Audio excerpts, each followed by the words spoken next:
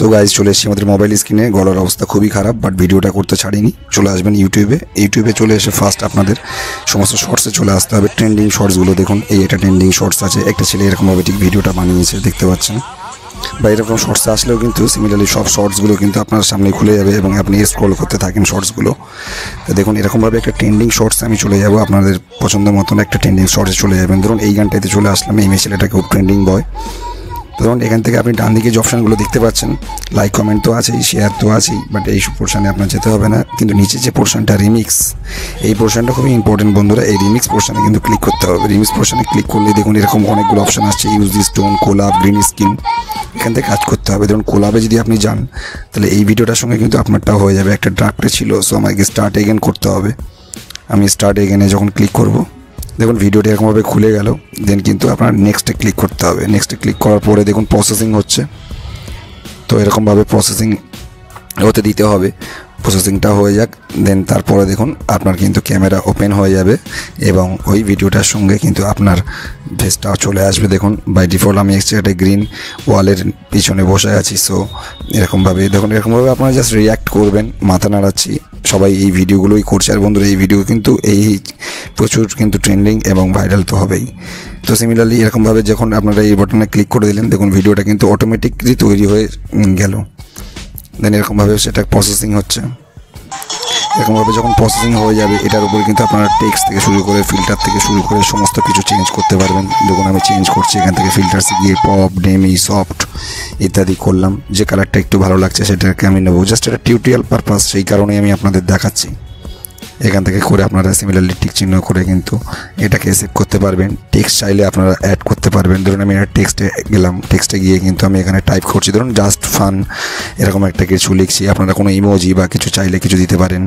এরকমভাবে আমি জাস্ট এরকম কিছু লিখছি, দেঙ্গে ইত্যাদি। জাস্ট এরকমভাবে ভিডিওটা কিন্তু আপনার বন্ধুরা তৈরি হয়ে গেল অটোমেটিকলি। দেখুন এখান থেকে কিন্তু নেক্সট অপশানে গেলেই কিন্তু তৈরি হয়ে যাবে। বাট এই লেখাটাকে আমি একটু সরাবো, ছোটো বড়ো করবো। আপনারাও চাইলে আপনাদের পছন্দের মতন জায়গা সরিয়ে প্লেস করতে পারেন লেখাগুলো এরকমভাবে। ঠিক দেখুন এইভাবে কিন্তু আপনার কিন্তু একটা শর্টস কিন্তু অটোমেটিক রেডি হয়ে গেল।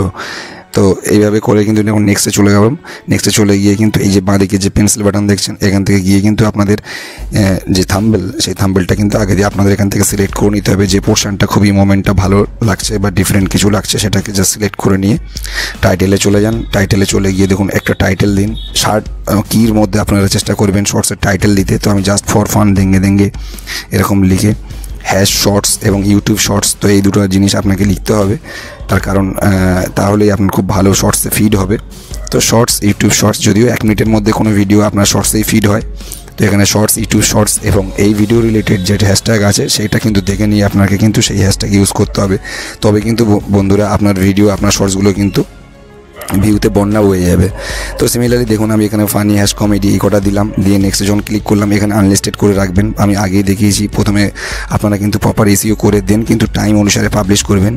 আপনারা কিন্তু এরকমভাবে ডিরেক্ট পাবলিশ করবেন না। দেখুন নিচে আপলোড শর্টস, এরকমভাবে কিন্তু আপলোড শর্টসে গেলেই কিন্তু ভিডিওটা কিন্তু আপলোড হয়ে যাবে এবং আনলিস্টেডে কিন্তু সেভ হয়ে যাবে, বা পাবলিশ যদি করতে চান তো পাবলিশও হয়ে যাবে। আমি এখান থেকে জাস্ট ব্যাক করছি বন্ধুরা, কারণ আমার আরেকটা জিনিস দেখানোর আছে এখানে।